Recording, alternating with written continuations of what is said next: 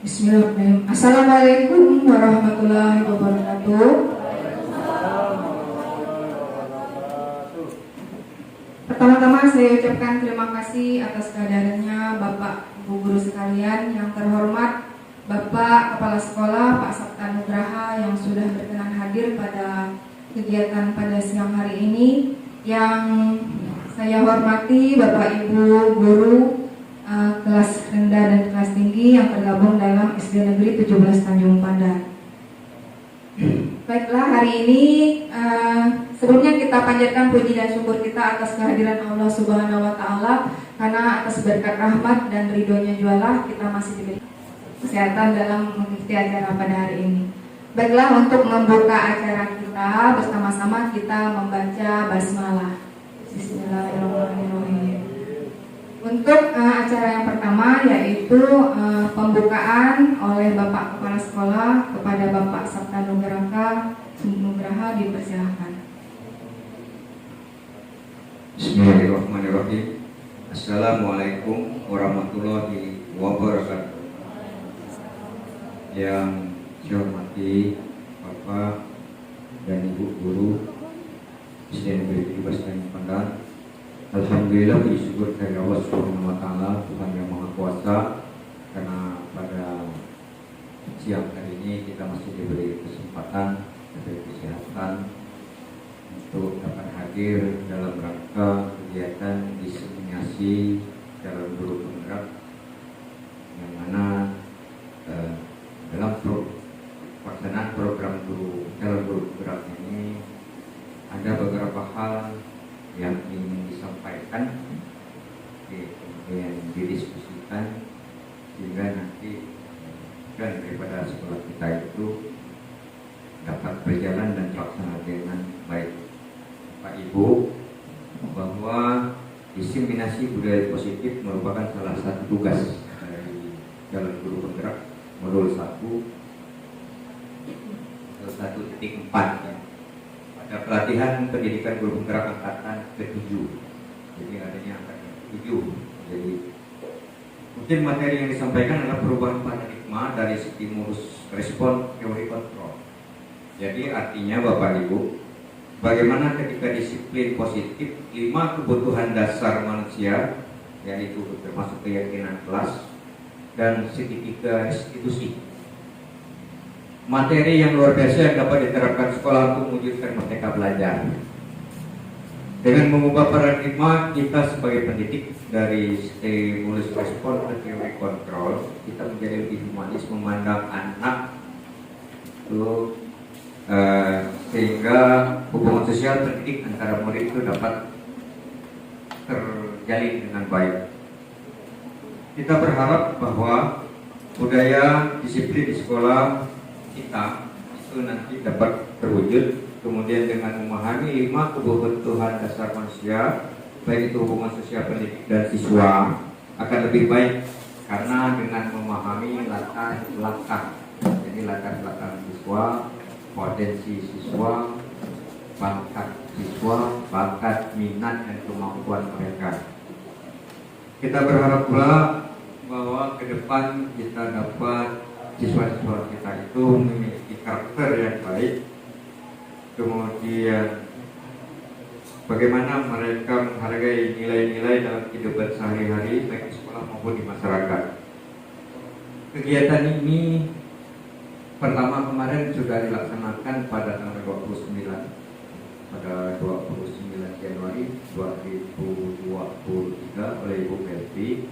Nah, pada kesempatan ini dilaksanakan di diseminasi yang kedua oleh Pak Muhammad Ustiar Pratama dengan Ibu Deni Oktaria pada tanggal hari ini Sabtu tanggal 4 Februari 2023. Jadi alhamdulillah sekolah kita itu memiliki tiga calon guru penggerak, dan nanti diharapkan bahwa dapat saling berbagi, saling mengisi, sehingga bagaimana budaya positif yang akan diterapkan, diimplementasikan di sekolah kita itu dapat berjalan dengan baik.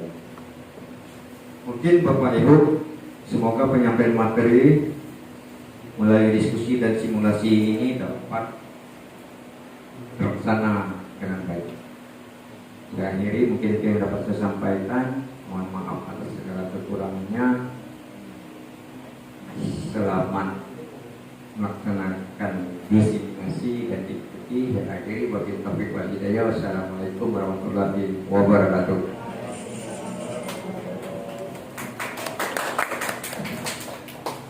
Baiklah, terima kasih kepada Bapak Sabta Nugraha atas sambutannya dan pembukaannya. Demikianlah acara pembukaan kegiatan diseminasi calon guru penggerak angkatan 7 modul 1.4 yaitu tentang budaya positif.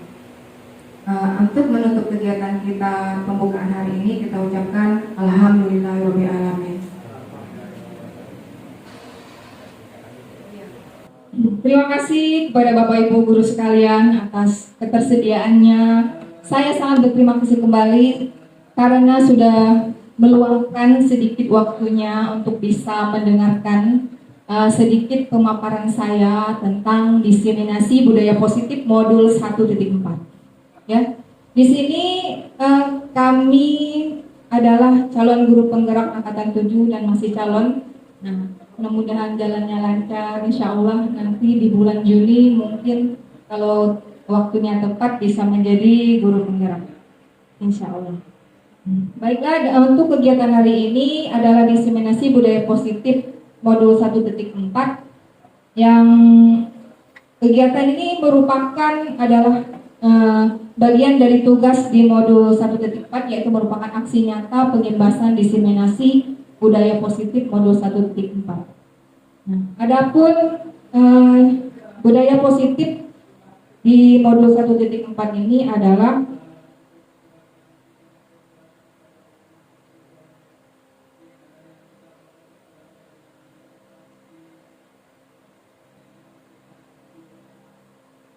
buka dulu. Selamat datang Bapak Ibu guru hebat semuanya. Mari bersama-sama kita untuk berkolaborasi, saling mendukung, saling belajar untuk mewujudkan budaya positif di lingkungan SD Negeri 11 Tanjung Pandan. Bagaimanapun juga sekolah kita ini adalah merupakan rumah kedua bagi kita. Di sini kita bekerja sama, saling dukung, saling berkolaborasi untuk memajukan sekolah kita agar bisa lebih unggul dari sekolah-sekolah yang lain, insya Allah.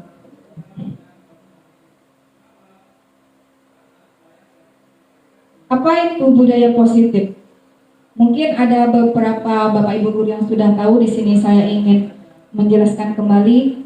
Budaya positif adalah implementasi dari nilai-nilai atau keyakinan universal yang diterapkan di sekolah.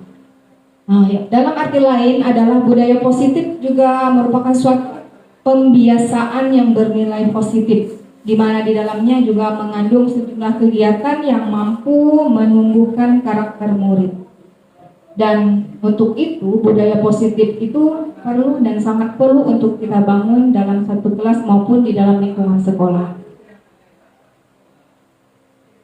Latar belakangnya adalah budaya positif itu memiliki urgensi dalam pembentukan karakter anak. Sekolah itu juga sebagai institusi pembentukan karakter memiliki peran penting dalam pembentukan karakter murid untuk berbudaya positif.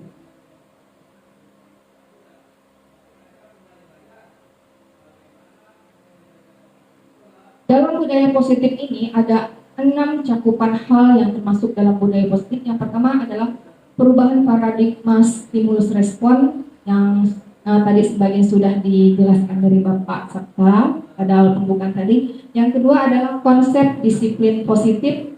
Yang ketiga ada keyakinan kelas. Yang keempat pemenuhan 5 kebutuhan dasar manusia. Dan yang kelima adalah posisi kontrol. Dan yang terakhir adalah segitiga restitusi.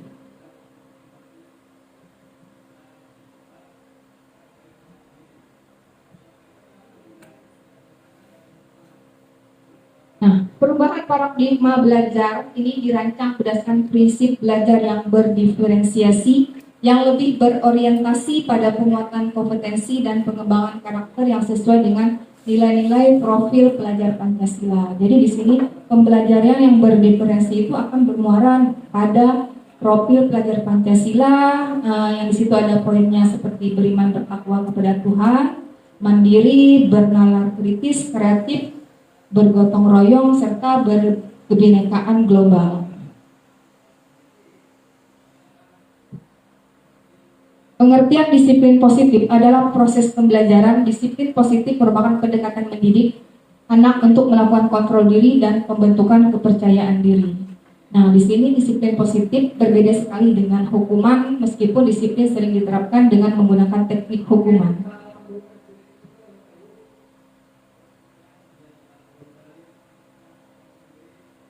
Materi selanjutnya adalah kebutuhan dasar manusia. Kebutuhan dasar manusia ini terbagi menjadi beberapa bagian. Ada 5 kebutuhan. Yang pertama adalah kebutuhan bertahan hidup yang bersifat psikologis untuk bertahan hidup, misalnya kebutuhan akan kesehatan, rumah, dan juga makanan. Yang kedua adalah kasih sayang dan rasa diterima. Nah, ini juga merupakan kebutuhan psikologis, meliputi kebutuhan hubungan koneksi sosial, seperti memberi menerima kasih sayang, dan juga kebutuhan untuk merasa bagian dari suatu kelompok. Selanjutnya ada penguasaan atau kebutuhan pengakuan atas kemampuan yang berhubungan dengan pencapaian sesuatu untuk menjadi kompeten, terampil, diakui, prestasi, dan memiliki harga diri, rasa harga diri.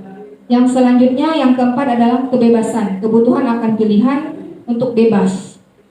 Kemandirian, otonomi, memiliki pilihan, mampu mengendalikan arah hidup seseorang. Dan yang terakhir adalah kesenangan, kebutuhan kita untuk merasa senang, yaitu bermain, tertawa, dan bayangkan bila hidup tanpa kenikmatan apapun betapa menyedihkan. Nah, di sini tujuan pembelajaran yang sekarang ini adalah pembelajaran itu lebih berpusat pada murid, ya, di mana murid itu akan merasa nyaman, senang, dan juga mungkin bergembira untuk berada di dalam kelas, ya. Nah, jadi pembelajaran yang kurikulum Merdeka yang sekarang ini lebih kepada pembelajaran yang menyenangkan bagi siswa, berdiferensiasi.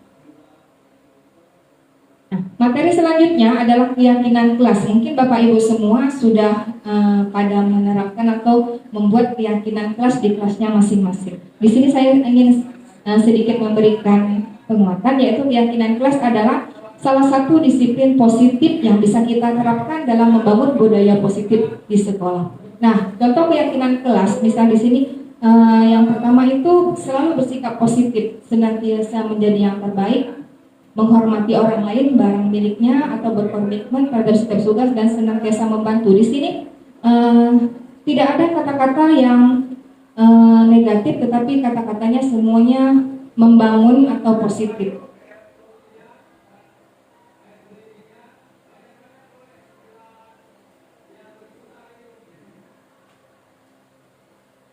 Nah, ciri-ciri dan pembentukan keyakinan kelas. Yang pertama, keyakinan kelas itu bersifat lebih abstrak daripada peraturan yang lebih rinci dan konkret. Yang kedua, berisi pernyataan-pernyataan universal yang dibentuk dalam kalimat yang positif, yang bisa membangkitkan motivasi, semangat siswa, dan juga mudah diingat serta dipahami oleh semua warga kelas. Ya, jadi kata-kata dalam keyakinan kelas ini tidak perlu berbelit-belit, tidak perlu panjang lebar, tetapi yang simple-simple aja, yang mudah dipahami, dimengerti, serta diingat untuk bisa diterapkan, ya. Nah, selanjutnya di dalam pembuatan keyakinan kelas, semua warga kelas ikut berkontribusi. Yang awal itu bisa melalui kegiatan curah pendapat. Selanjutnya nanti akan kita bentuk menjadi sebuah keyakinan kelas berdasarkan kesepakatan bersama. Nah, selanjutnya setelah terciptanya sebuah keyakinan kelas, bersedia untuk meninjau kembali keyakinan kelas dari waktu ke waktu. Jadi mungkin keyakinan kelas itu bisa untuk anak yang tahun ajaran berikutnya bisa berubah sesuai dengan kondisi dan keadaan di kelas tersebut.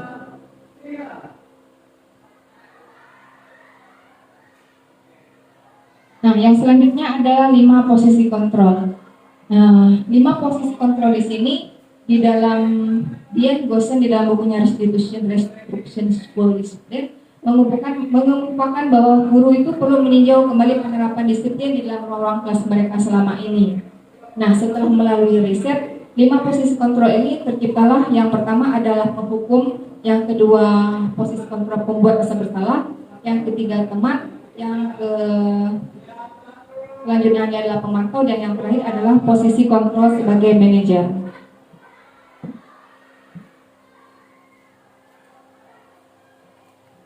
Nah, di sini posisi kontrol yang pertama itu adalah penghukum.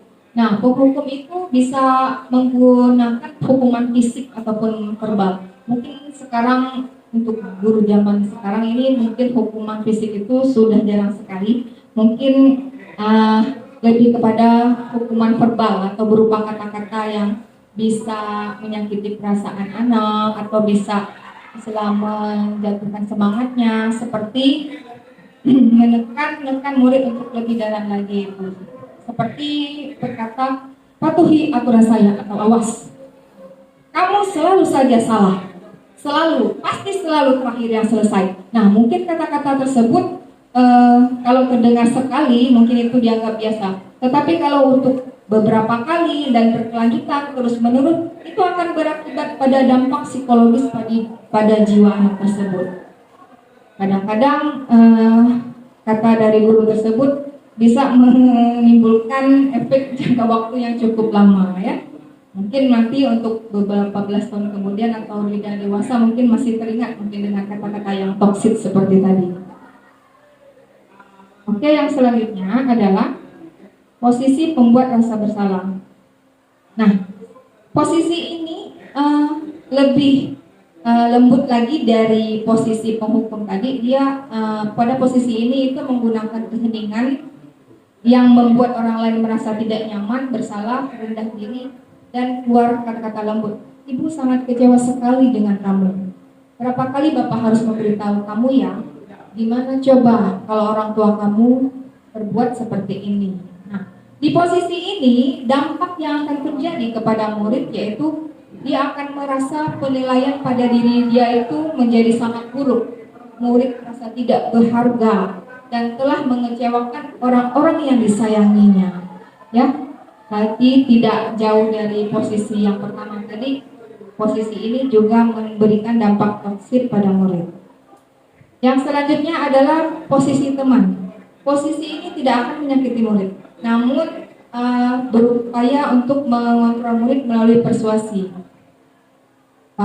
Posisi teman ini bisa berdampak negatif ataupun positif untuk guru. Namun berupa hubungan baik terjadi antara guru dan murid. Di posisi ini menggunakan hubungan baik dan humor untuk mempengaruhi seseorang. Mereka berkata, ayo bantulah demi Bapak ya. Ayo ingat tidak bantuan Bapak selama ini. Tidak bantuan Bapak selama ini.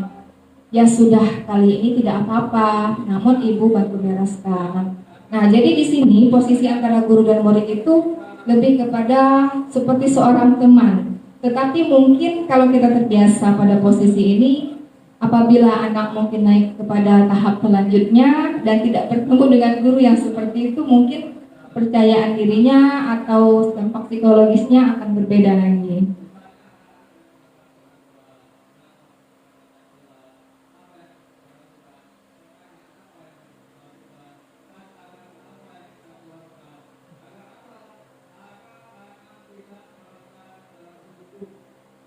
Nah, selanjutnya adalah posisi pemantau. Memantau itu adalah mengawasi. Nah, jadi ada sebagian posisi yang di sini guru itu sebagai posisi pemantau. Nah, posisi pemantau berdasarkan peraturan-peraturan konsekuensi dengan menggunakan sanksi konsekuensi dapat memisahkan hubungan pribadi kita dengan murid. Nah, sebagai seseorang guru yang menjalankan posisi pemantau, ada beberapa contoh pertanyaan yang bisa diajukan. Peraturannya apa? Apa yang telah kamu lakukan? Sanksi atau konsekuensinya apa? Jadi pada posisi pemantau ini, seorang guru itu lebih kepada peraturan yang berlaku di sekolah tersebut. Misalnya ada murid yang datang terlambat, di situ nanti mungkin guru akan bertanya, kita aturan masuk sekolah kita jam berapa, nah, dan sebagainya ya. Nah, ini yang paling terbaik. Jadi posisi yang terakhir adalah posisi manajer. Di mana guru berbuat bersama dengan murid, mempersilahkan murid bertanggung jawab sesuai perilakunya, mendukung, menemukan solusi atas permasalahan, dan juga bukan pada kemampuan membuat konsekuensi, namun kolaborasi dengan murid untuk memperbaiki kesalahan yang ada. Di sini terdapat contoh, seorang manajer itu akan berkata, apa yang kita yakini, kembali kepada keyakinan kelas, dan yang selanjutnya adalah apakah kamu meyakininya. Jika kamu meyakininya, apakah kamu bersedia memperbaikinya? Jika kamu memperbaiki ini, hal ini menunjukkan apa tentang dirimu?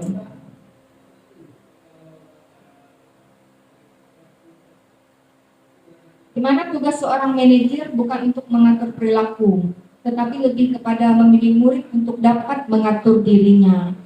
Seorang manajer itu bukan memisahkan murid dari kelompoknya, tetapi mengembalikan murid tersebut kepada kelompoknya dengan lebih baik dan kuat. Nah, seorang guru dengan posisi manajer, dia mempunyai nada suara tulus, bahasa tubuh 3 kaku, mendekat ke murid. Ada posisi manajer, maka suatu guru sebaiknya tulus. Tidak perlu marah, tidak perlu meninggikan suara, apalagi menunjuk-nunjuk ke jari kepada murid, bercak pinggang, apalagi seolah-olah menyesal, tampak sedih sekali akan perbuatan murid ataupun bersedah gurau.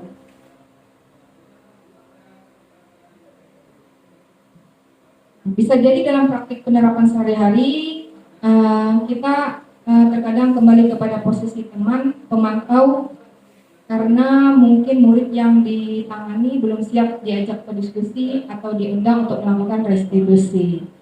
Nah, untuk materi yang terakhir adalah segitiga restitusi. Segitiga restitusi ini adalah upaya yang dapat dilakukan untuk membangun budaya positif di sekolah. Nah, tentunya hal ini untuk bisa mewujudkan proses yang tidak bisa dilakukan dalam waktu singkat. Selain itu, proses ini juga membutuhkan keterlibatan pemangku kepentingan di sekolah. Ada 3 sisi dalam segitiga restitusi tadi. Nah, di sini sisi yang pertama adalah kita harus menstabilkan identitas, ya, menstabilkan identitas. Setelah itu kita memvalidasi kesalahan yang salah, tindakan yang salah, Yang selanjutnya yang terakhir adalah menanyakan keyakinan. Tahapan dalam menstabilkan identitas tadi adalah di sini bertujuan untuk mengubah identitas anak dari orang yang gagal karena melakukan kesalahan itu menjadi orang yang sukses. Nah, di sini ada kata-kata kalimat yang kita bisa katakan, yaitu berbuat salah itu tidak apa, tidak ada manusia yang sempurna. Saya juga pernah melakukan kesalahan seperti itu. Kita bisa menyelesaikan ini. Bapak Ibu tidak tertarik mencari siapa yang salah, tetapi Bapak Ibu ingin mencari solusi atas permasalahan ini. Dan ada yang selanjutnya. Yang kedua adalah validasi tindakan yang salah. Nah, dilakukan yaitu untuk memenuhi kebutuhan dasar. Kita memahami kebutuhan dasar apa yang mendasari sebuah tindakan. Menurut teori kontrol, setiap semua tindakan manusia itu baik buruk pasti memiliki maksud tujuan. Setiap guru itu memahami teori kontrol pasti mengubah pandangannya terhadap teori stimulus. Adapun kalimat-kalimat yang bisa diucapkan untuk memvalidasi tindakan yang salah, itu contohnya adalah padahal kamu bisa melakukan yang lebih buruk dari ini ya. Kamu pasti punya alasan mengapa melakukan. Maksudnya itu padahal kamu bisa melakukan yang lebih baik dari ini ya. Kamu pasti punya alasan mengapa melakukan itu. Kamu patut bangga pada dirimu sendiri karena kamu telah melindungi sesuatu yang penting buatmu. Kamu boleh mempertahankan sikap seperti itu, tapi kamu harus menambahkan sikap yang baru. Dan yang ketiga adalah sisi yang terakhir adalah teori kontrol, menanyakan yang keyakinan. Di sini setelah melalui 2 tahapan sisi tadi, yang pertama yang pertama dan kedua tadi, yang ketiga adalah menanyakan keyakinan. Nah, di sini pada dasarnya termotivasi secara internal ketika sukses mencapai angka 1, dan yang kedua Maka yang selanjutnya adalah sisi yang ketiga, yaitu menanyakan keyakinan. Yang bisa kita tanyakan di sini adalah apa yang bisa kita percaya sebagai kelas atau keluarga, nilai-nilai umum yang telah kita sepakati seperti keyakinan kelas tadi, bayangan kita tentang kelas yang ideal, dan bertanya kamu ingin jadi orang yang seperti apa. Nah, di sini saya sudah coba menerapkan penerapan segitiga restitusi kepada siswa saya. Coba sebentar kita simak videonya.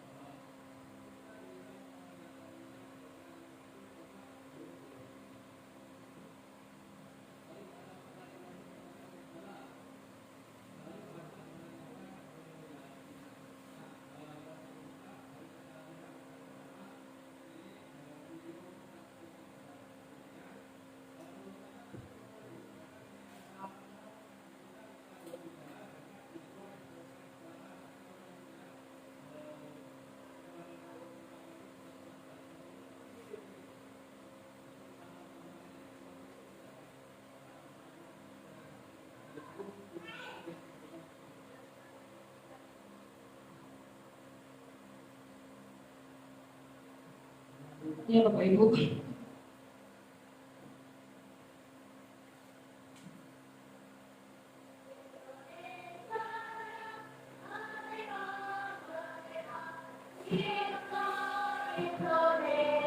Nah, ini contoh video penerapan segitiga restitusi pada kasus siswa yang datang terlambat masuk kelas.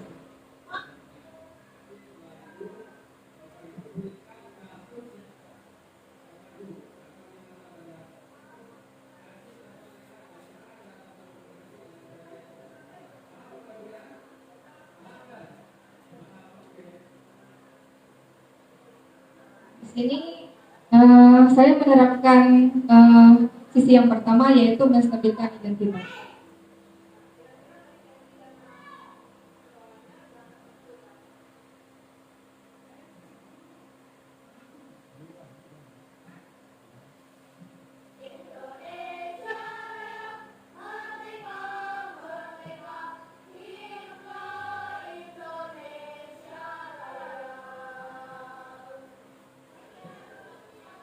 Kita simak sebentar ya, Bapak Ibu.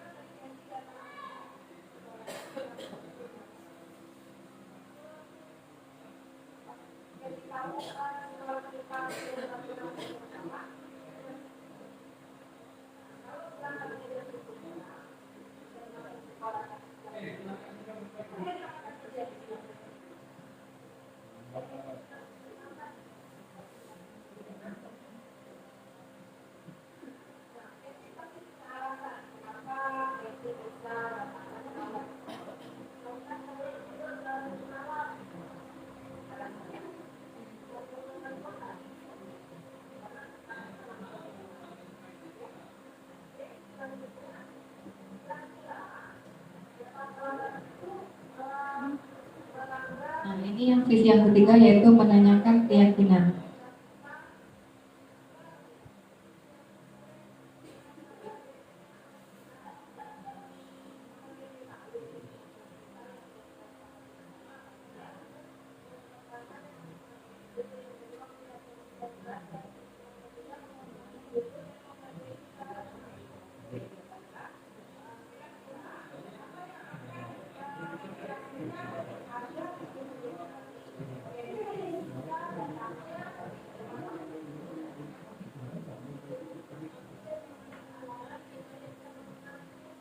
Menanyakan solusi.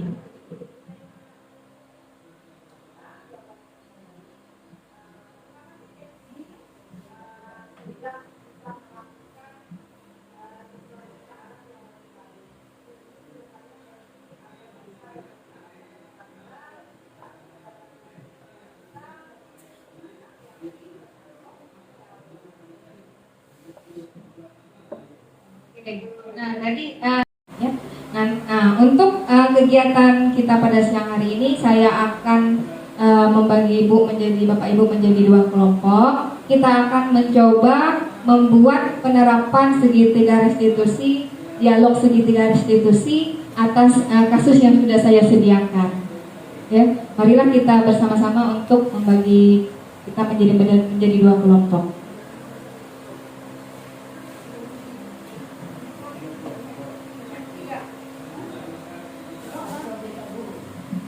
Oke. Ini ada sedikit tugas diseminasinya sudah saya buatkan di sini. Nanti tugas Bapak Ibu nanti berkolaborasi dengan tim dalam kelompoknya untuk menerapkan sisi-sisi dari segitiga restitusi atas kasus yang sudah saya buatkan di sini.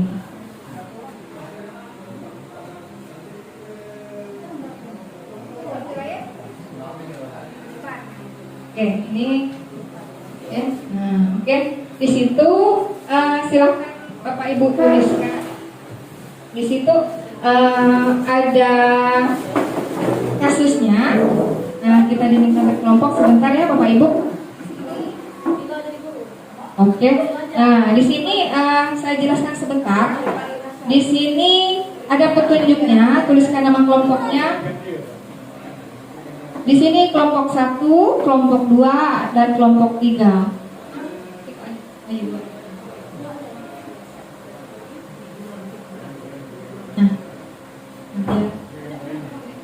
Oke, dua kelompok ya. Sini saya jelaskan sebentar. Petunjuknya adalah silakan Bapak Ibu berdiskusi secara berkelompok untuk membuat dialog percakapan guru dan siswa sebagai penerapan segitiga restitusi atas kasus berikut. Kasusnya adalah bermain pada pelajaran di kelas.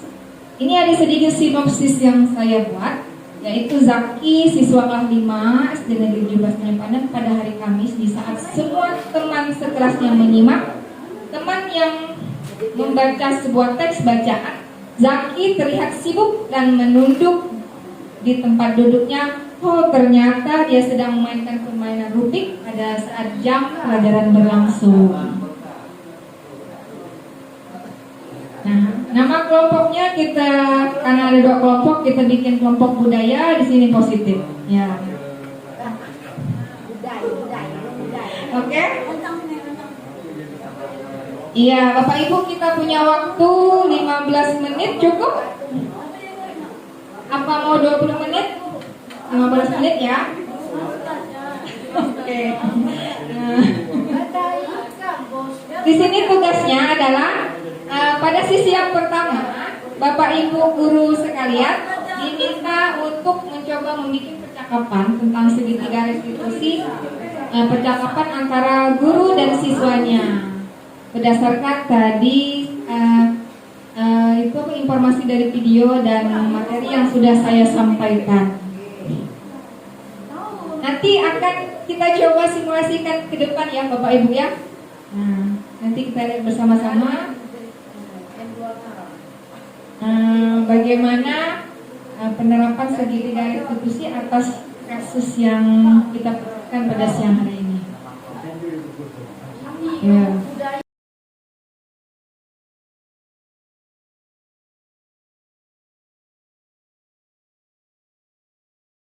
Sama-sama. Jadi mungkin ada sebagian Bapak Ibu yang ada menemukan kasus yang serupa di kelasnya ya.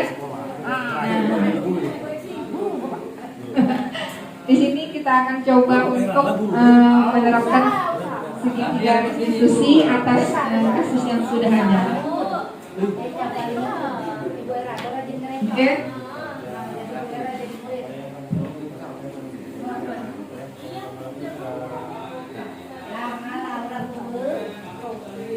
Adalah bermain pada saat jam pelajaran.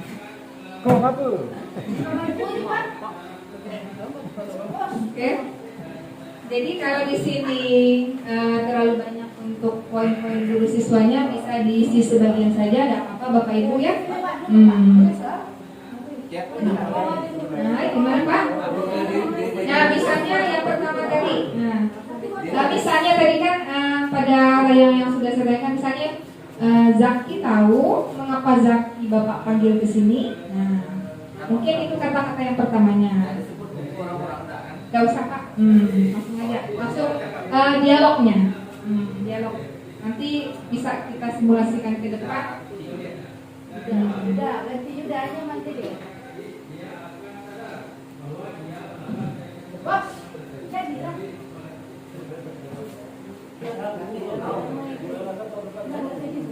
Masya Allah. Oke, Ibu.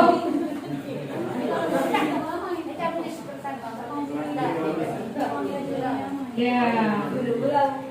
Jadi di dalam penerapan segitiga Kristus ini, anak yang mempunyai kasus atau problem di kelas kita pisahkan terlebih dahulu dari kelompoknya.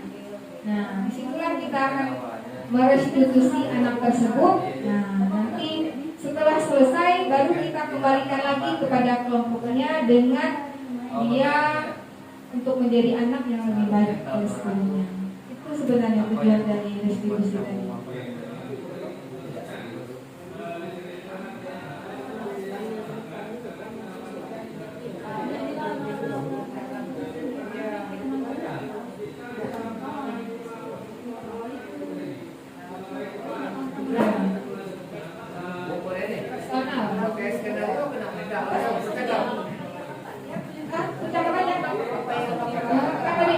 Tadi sudah di ini Pak, sinopsisnya kan ada tadi kan ya, dialognya aja. Pasti, yang penting poin-poin penting tentang validasi tindakan yang salah tadi dari di bagian itu. Ya.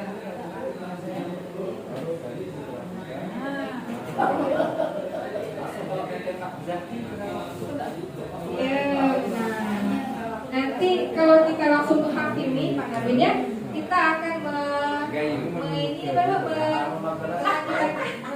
dampak psikologis yang mungkin mendalam bagi anak tersebut di kemudian hari.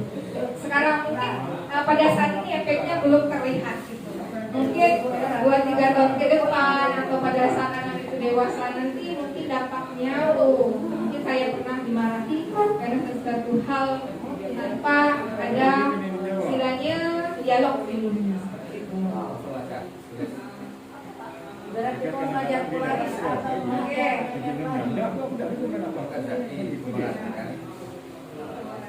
Oke. Nanti di situ dituliskan pada tahapan mungkin akan saya bukakan dulu ini kata-kata tadi tentang ya. Nah, kalau langsung ke kembali ke depan.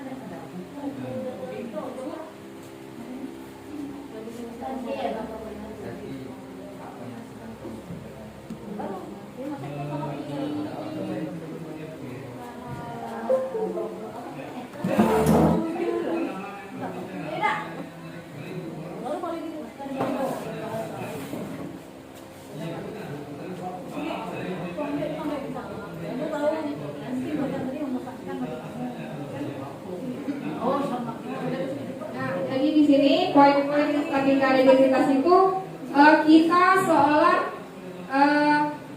memanggil siswa tersebut secara personal untuk meyakinkan dia bahwa berbuat salah itu adalah hal yang manusiawi. Nah, tidak ada manusia yang sempurna dan kita juga mungkin sebagai guru sudah pernah melakukan kesalahan yang seperti itu, mungkin hanya situasinya yang berbeda. Ini adalah bagian dari sisi yang pertama, yaitu menstabilkan identitas.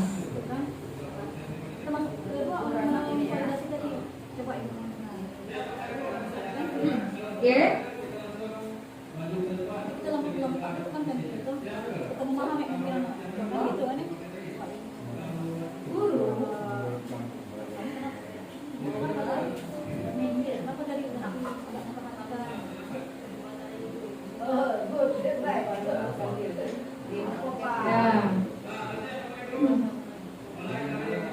Untuk di sisi dua validasi tindakan yang salah tadi, itulah mungkin kita akan bertanya tentang apa yang sudah dia lakukan dengan bahasa yang tidak menyinggung siswa tersebut gitu, Pak Yan ya. Nah, Pembelajarannya Pak ya. ya. Aku jadi mau main-main.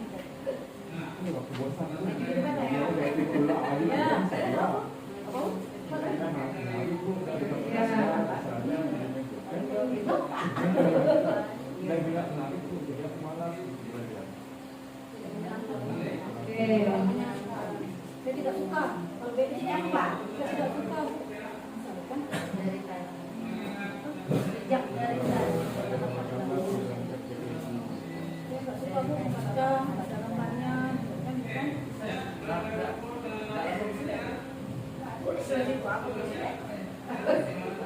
Nah, oke, nanti kita setelah mengisi ini Bapak Ibu ya, nanti kita akan mensimulasikannya sebentar di depannya.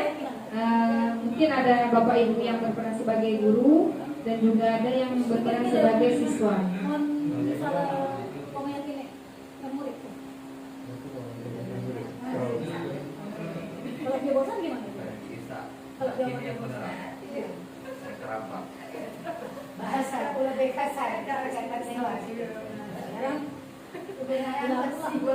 Bisa menerapkan restitusi nanti, bisa dibikin di sebuah video untuk aksi nyata dan diseminasi tentang ini, bisa mungkin untuk siswa-siswa yang ada sedikit kasus atau problem di kelasnya. Mungkin dengan adanya restitusi ini untuk kedepannya dia bisa menjadi lebih baik lagi. bosan kan dia tidak menarik di rumah gitu. Kamu kebanyakan bahasa. Oh, anak. Coba kalau bilang gimana coba? Kalau bilang gimana coba? Tadi kami bilang jangan. Tidak, saya bilang. Siapa? Anak. Masa kau dong baru. Ini dulu tahu. Oh, benar. Ayo coba. Aku tak mau kabur. Kurang calon JDP harus gimana cara menyelesaikan Bila, ya. menanyakan JDP. coba menanyakan dengan gimana semua loh kita itu gimana tuh Ayo.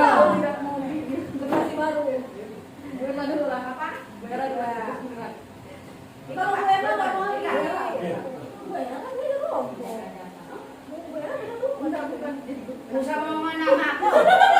Gak aku kalau bukan aku. ini jadi itu Pak Tama, Bu Reni kan coba gimana? Ini kita main koleksi loh apa? Ini kita main koleksi apa? Kita sama-sama kalau nggak nulis coba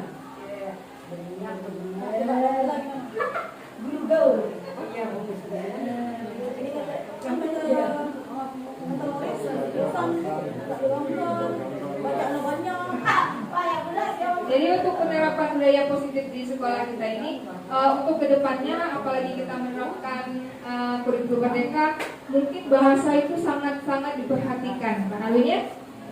Dari mungkin, ya benar. Tetaplah seperti yang telah kita sebutkan tadi dalam 5 posisi kontrol tadi. Terkadang kita bisa berbicara seperti seorang teman dengan murid. Terkadang kita juga seperti seorang pemantau, hanya melihat lebih kepada peraturan.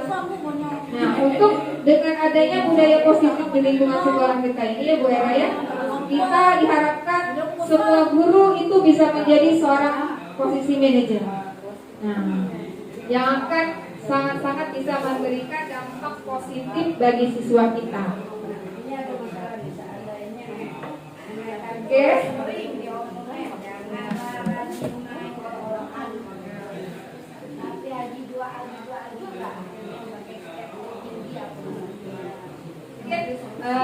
Bisa berada dengan pendekatan personal tadi dengan salah satu seorang yang mungkin di situ ininya.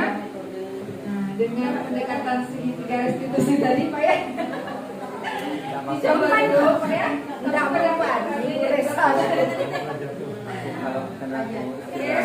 Produk lama sulit aku Sulit.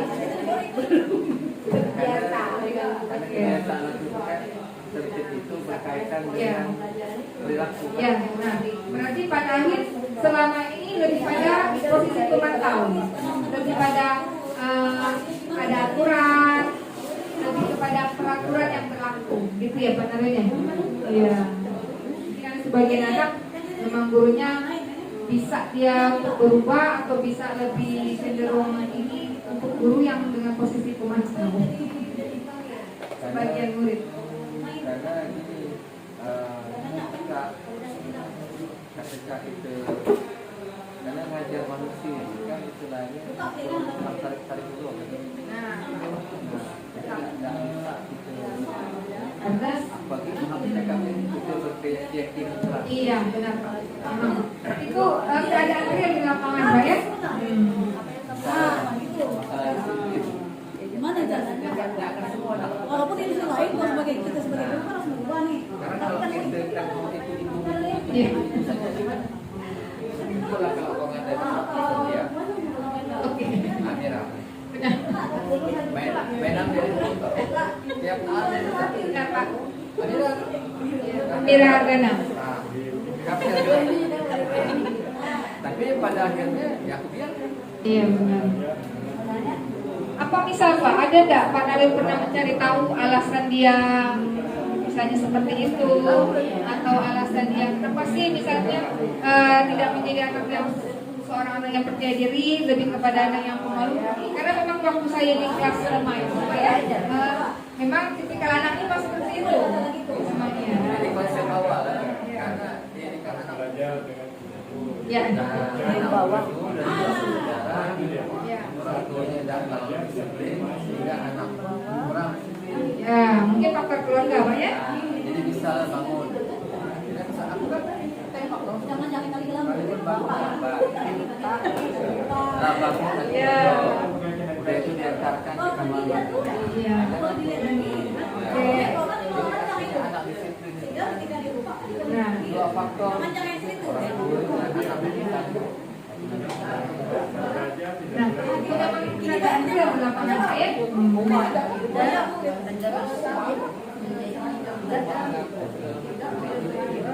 Iya. Mungkin untuk di kelas-kelas sebelumnya gitu Pak, ini mungkin memang dia memang sering seperti itu atau memang ketika anaknya oh ini tak apa lah. ada kerjasama dengan orang tua Pak. Kan kan untuk anak jangan jawab. Dia tidak berani keras.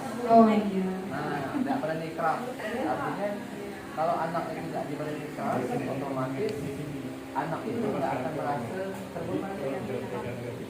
Jadi kelas namaku tuh ya, kan dari orang-orang yang tidak paham. Nah, Pak. Oke, kayak anak yang tertentu Pak ya. Guru yang agak Kalau kita tidak keras, Satu keyakinan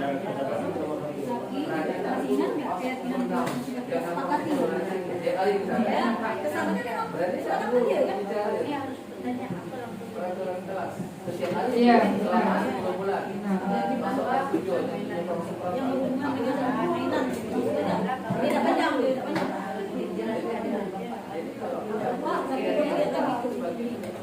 Iya. Benar Pak. Memang kadang juga kembali kepada kondisi dari itu Pak ya, kondisi di lapangan untuk bisa menerapkan itu. itu buruknya anak punya Iya benar Pak.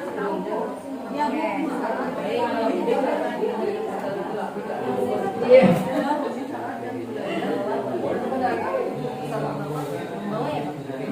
Lumayan tapi sebentar aja Pak ya. Iya.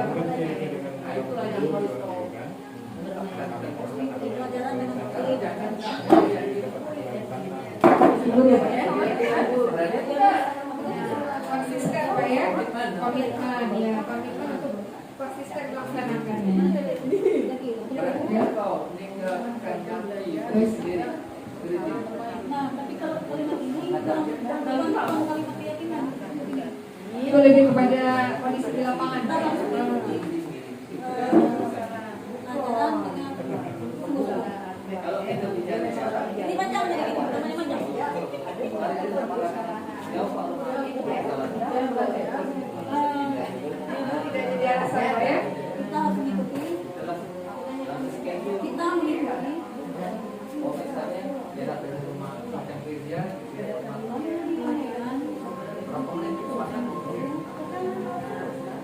Kalau motor nggak ada siapkan bensinnya.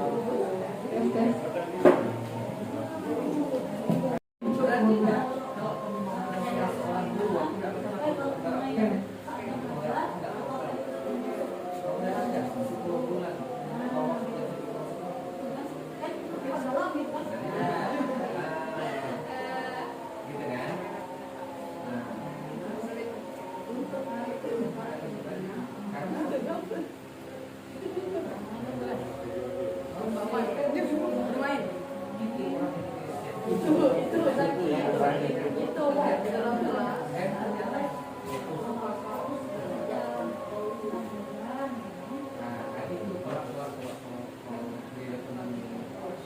Tapi Pak Nari sebelum mulai saya ada yang tentang segitiga restitusi. Belum ya? Jadi ini perdana ya berarti ya? Nah, perdana. Oh, segitiga restitusi itu ada 3 bagian. Ada 3 sisi yang harus dilakukan tadi Pak Win ya. Mungkin bisa nanti Pak Win coba-coba bisa diterapkan sedikit. Mungkin lama-lama mungkin ya. aku banget tidak gampang. Memang benar Pak, dari waktu hari butuh waktu dan proses. Bagi aku omong kosong dari atas sampai ke bawah. Contoh macam itu. Kau bisa dengan menteri kami.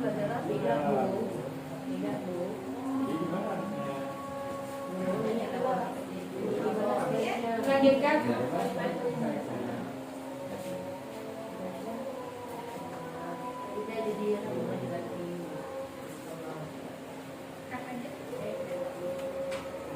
Restitusi yang bisa kita terapkan juga dengan kasus yang sudah saya tuliskan itu juga. Nah sekarang kegiatan selanjutnya adalah kita akan melakukan simulasi penerapan segitiga restitusi atas kasus yang sudah kita bicarakan bersama. Pada kelompok positif silakan maju ke depan atau di tempat duduknya. Oke silakan. Pak, saya ya Bu. Nanti pada saat istirahat nanti kita mau ngobrol sebentar dengan Zakia. Ya baik Bu. Sri. Ya, Zakia tahu kenapa kita kenapa Bu Kondo di sini? Tidak, ya Pak. Jadi dari tadi diperhatikan Zakia menonton terus ke bawah. Apa yang sedang dilakukan? Tadi saya sedang melakukan permainan, Bu. Saya mau dari rumah. Jadi permainan apa yang sedang Zakia lakukan sehingga tidak konsentrasi dalam pembelajaran? Permainan logik. Dulu, ngerti dulu terus anak gua? Enggak ngerti. Lanjut, gue lanjut ini. Crop aja. Crop aja lagi nih. Coba Ibu mau dengar kenapa Zaki pada saat jam pelajaran bermain di dalam kelas. Zaki bosan, Bu. Mengajarnya cuma suruh baca. Zaki udah bisa baca. Gak ada gambar. Itu Zaki bawa mainan itu. Zaki tahu apa keyakinan di kelas kita? Tahu. Apa? Gak boleh bermain, waktu belajar. Tidak boleh bermain waktu belajar. Sekarang kenapa Zaki mau bermain? Kenapa Zaki melakukan itu? Bosan dulu pelajaran itu. Zaki tidak tahu. Itu tidak bagus sendiri, tidak ngerti. Oke. Dan kelas kita apa? Coba kita bisa lihat. Apa yang di sini? Belajar dengan Belajar dengan sungguh-sungguh. ya.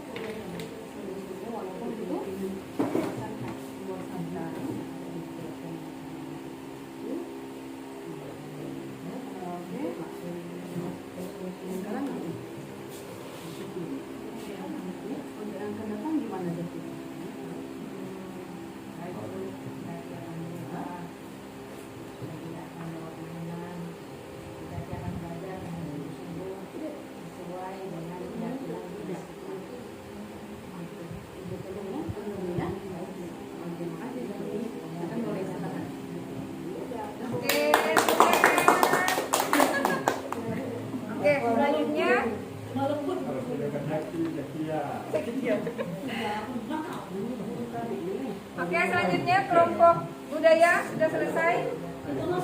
Kita akan mendengarkan simulasi dari penerapan restitusi dari kelompok budaya. Silakan Bu Era. Ya, Pak Guru. Boleh, dosen. Bukan baju. Zakia. Zakia. Zaki.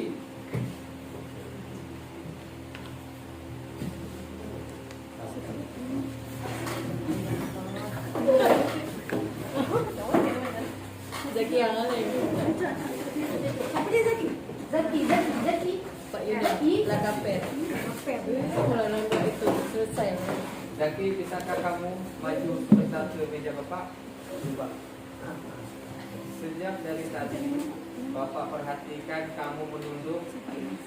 Sebenarnya apa yang kamu kerjakan di tempat dudukmu?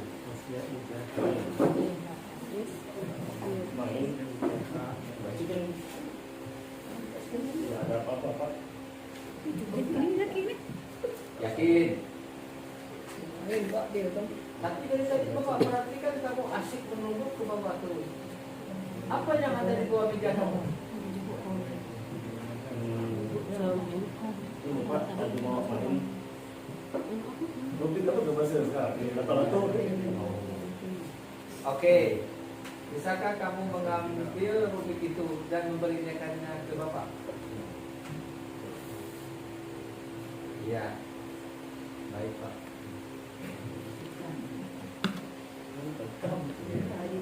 Oke. Bermain rubik sebenarnya bukan hal yang salah. Tetapi jika dimainkan saat jam pembelajaran itu sudah menjadi tindakan yang salah. Sebaiknya untuk ke depan ketika jam pelajaran kamu harus fokus untuk belajar terlebih dahulu. Baik Pak, saya minta maaf dan berjanji nggak akan mengulangi lagi.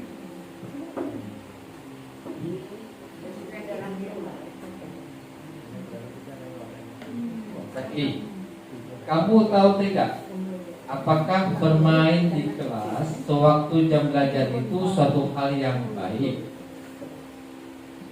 Ya Pak, saya tahu itu hal yang tidak baik.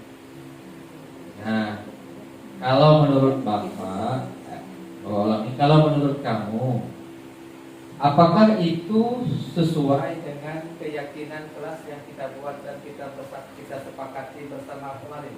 Tidak Pak, tidak sesuai dengan keyakinan kelas yang kita buat kemarin karena saya sudah melanggar. Jadi, kedepannya ketika kamu melanggar aturan kesepakatan kita, apa yang harus kamu lakukan? Terhadap Minta maaf dengan siapa minta maafnya? dengan diri saya sendiri, dengan guru dan teman-teman sendiri. Setelah itu, Karena saya sudah melanggar. Berjanji Ya. tidak mengulanginya lagi. Berjanji tidak akan mengulangi Oke. lagi. iya, Bapak terima. Semoga apa yang kamu ucapkan itu menjadi kebaikan untuk kamu supaya belajar lebih baik. Makasih Pak F. Sama-sama. Bisa dengar Bang ya? Oke, baiklah Bapak Ibu. Temukan Oke, baiklah Bapak Ibu, demikianlah tadi kita sudah melakukan simulasi tentang penerapan segitiga restitusi. Walaupun di situ kita bermain peran ada yang sebagai guru dan ada juga yang sebagai murid, tetapi setidak-tidaknya kita sudah mengetahui apa tujuan dari penerapan segitiga restitusi itu. Mungkin sedikit banyaknya nanti Bapak Ibu bisa untuk dapat diterapkan pada